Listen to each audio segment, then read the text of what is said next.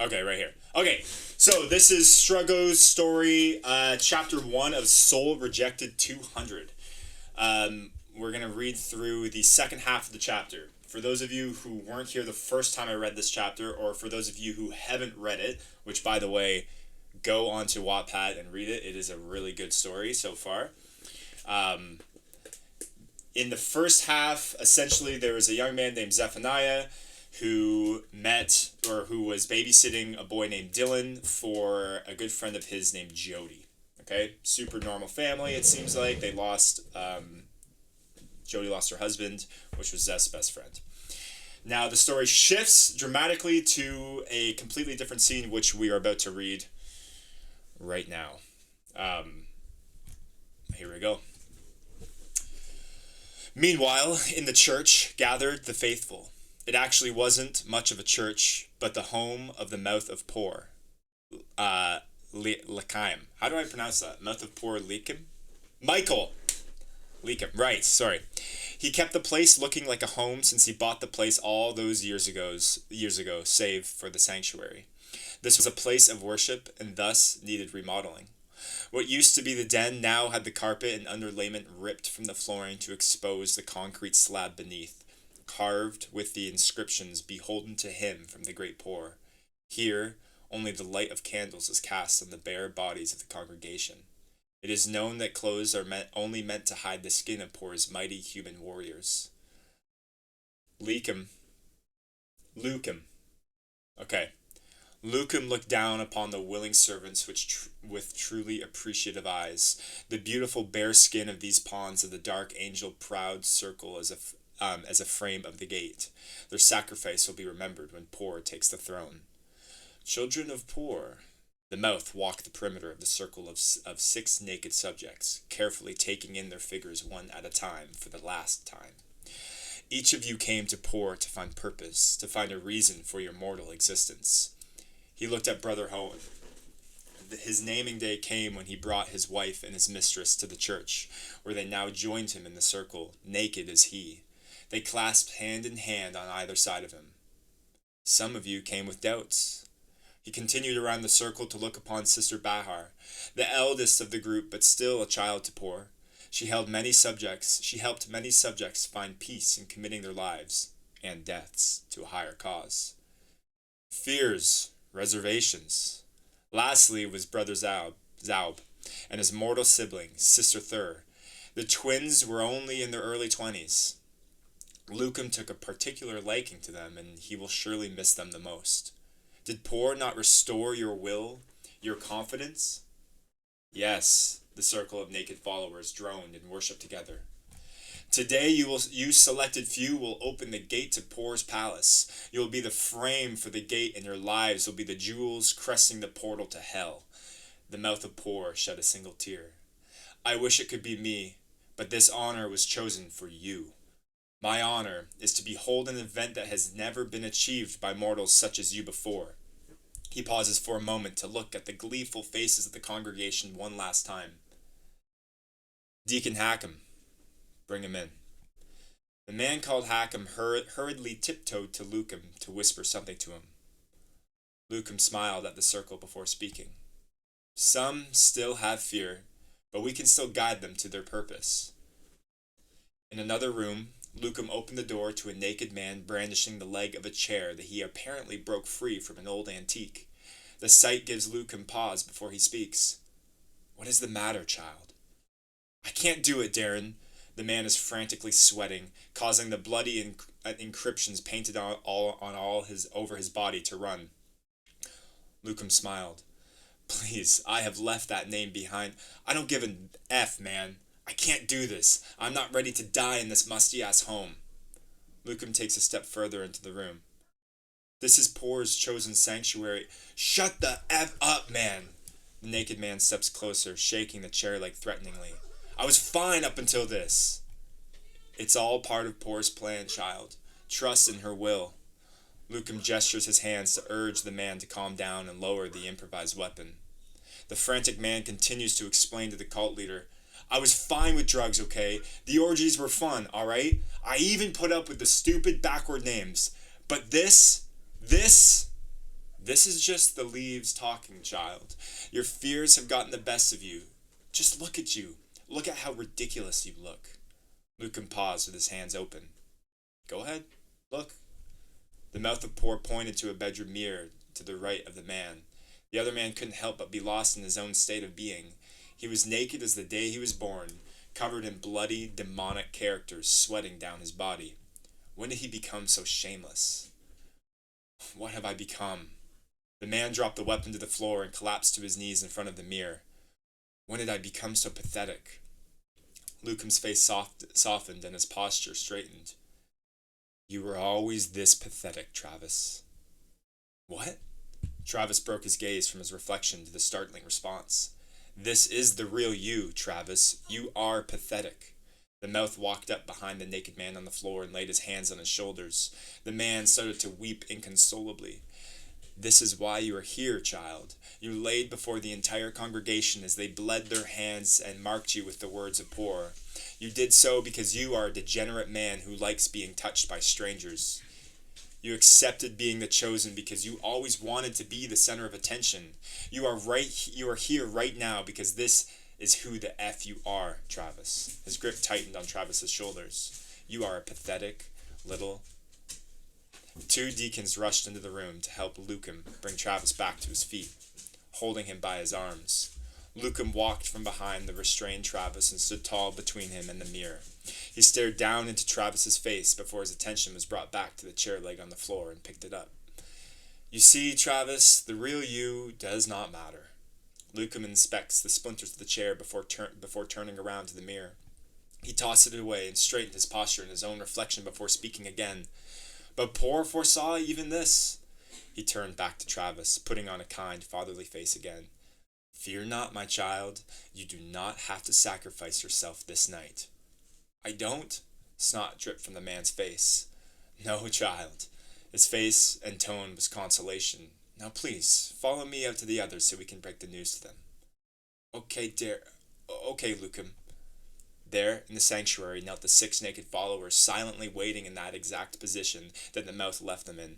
When he walks in, followed by the deacons guiding Travis to the front of the room, they smile lovingly, waiting for the next words to be spoken. Child, Poor knew that you had doubts this evening and bestowed her wisdom long before the ceremony began. Some of the faces of the circle turned to frowns. I have long known you would not be able to commit yourself to this ceremony. This is precisely why you were chosen, child. Your fear is the catalyst for the portal. Wait, no. The man tenses again, but the deacons still have him restrained in their arms. You said you wouldn't kill me! No, child. I said you wouldn't have to sacrifice yourself. Brothers, bring Portal to the center of the gate. Lucum stripped Travis of name and left him only with the role he was given. Portal. The deacons easily carried the scrawny man to the center of the circle, even lifting him over the knelt members of the gate. Your fears and doubts at the center of their conviction are paramount to the ceremony's success. Even they knew you would not slit your own throat. No, wait! Just then, Deacon Hackham runs a box cutter over the man's throat, and the other deacon punches him deep into the stomach. Travis keels over to the floor, eyes wide with pain, fear, and all the things Poor needs to open her gate. He tried to scream, but no sound came out, only blood. The deacons vacated the circle. Without instruction, the other members of the gate followed suit, spilling their own blood and final breath into the center of the circle. Each throat ran agape with each, a delighted smile to match. The grooves carved into the concrete filled with crimson. A rumble began, and in just an instant, the mouth of Poor could just barely see a bright glow emanate from the letters of blood, before going dark instantly again. The room was silent again.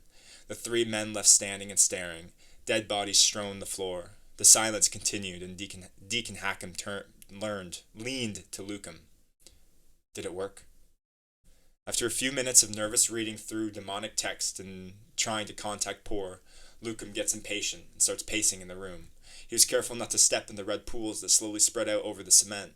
Finally, he sat on the floor, facing the bodies that once made up the gate, intently staring at the pile of carnage. Maybe we should have... Lucum was cut off by a knock at the door. There shouldn't have been anybody knocking.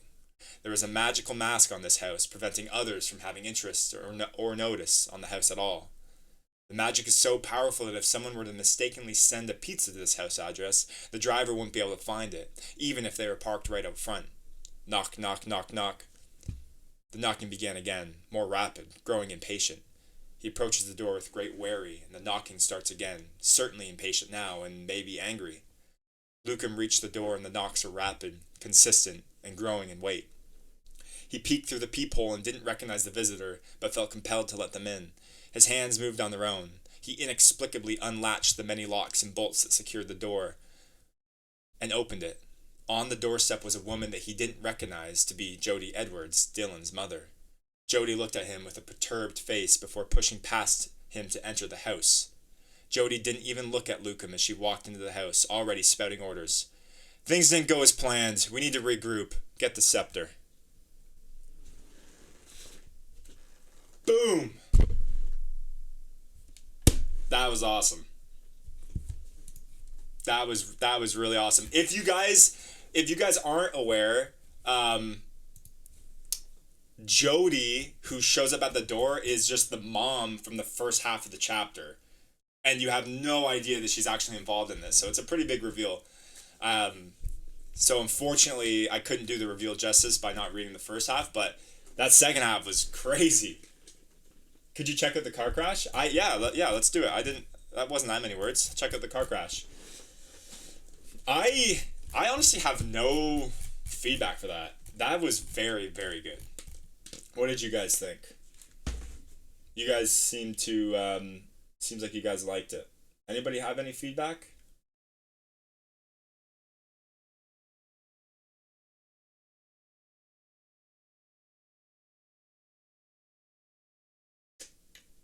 Yeah, I apologize if I didn't pronounce some of the names properly. In my head, I have it like, how you just kind of read something and go?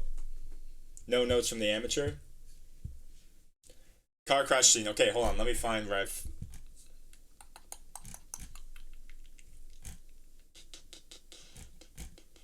I don't remember where the car crash scene was.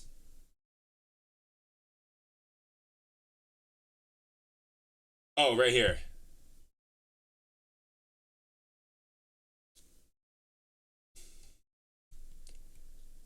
Okay, so um, Jody lost her husband to a car accident. And when we first read this chapter, it was pretty, I want to say, sparse. Like, there just wasn't a lot about the car accident scene, which is like an understandable route to go. But we kind of agreed that I personally thought there should be more. So I'm gonna reread this scene and see how effective it is.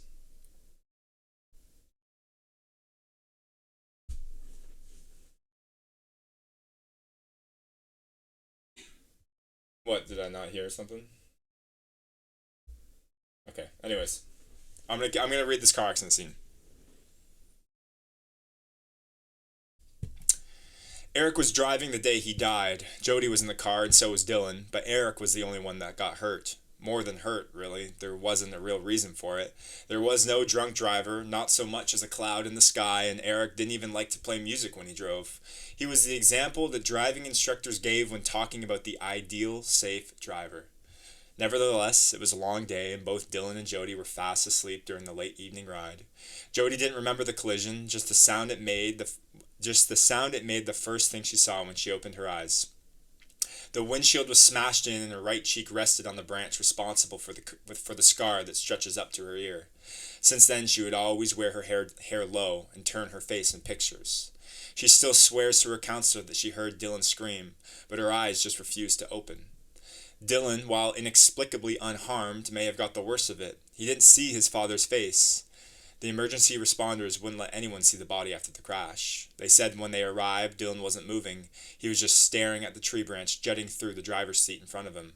The splinters caught blood and hair that dripped onto Dylan's lap. The whole front of the car was crushed like a paper fan, but a low hung branch pierced the windshield and perfectly impaled Eric through the nose, missing his brain and scraping the side of his C2 vertebrae.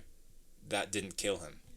The medical examiner reported the cause of death to be asphyxiation or blood loss. Branch pinned to the seat until he suffocated or bled out, and Dylan heard whatever those last moments sounded like.